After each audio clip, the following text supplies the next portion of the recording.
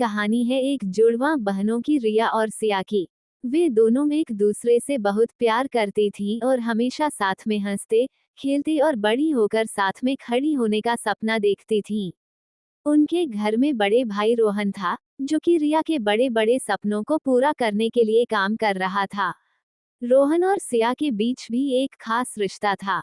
वे दोनों दिल से प्यार करते थे और एक दूसरे की मदद करने में सदैव तैयार रहते थे। लेकिन जब सिया अपने कॉलेज में प्रवेश करने के लिए अपने शहर से दूर जाने के लिए तैयार हुई, उसका दिल अधूरा सा लगने लगा। रिया भी उससे अलग होने की सोच से दुखी थी, लेकिन उसने सिया की खुशियों के लिए अपने आंसू छुपा लिए। सिया के अलग होने के बाद रिया और रोहन एक दूसरे का साथ देने लगे।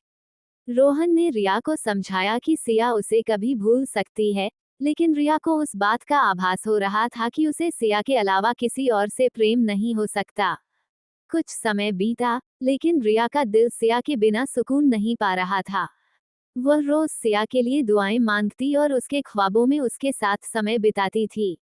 एक दिन सिया की खबर रिया तक पहुंची कि वह एक दूसरे शहर में एक सार्वजनिक कंपनी में नौकरी कर रही है।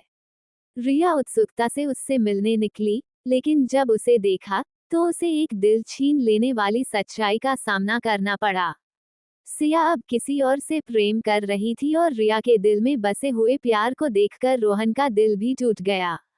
रिया को दुखी होकर अपने गांव लौटना पड़ा, जहां उसे एक अलग मिलने का ख्याल आया।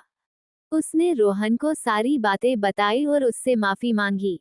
रोहन भी उसके दर्द को समझा और उसको गले लगा कर कहा कि उनके बीच का प्रेम विश्वासयोग्य है और उन्हें साथ होकर हर मुश्किल को पार करने का साहस देता है।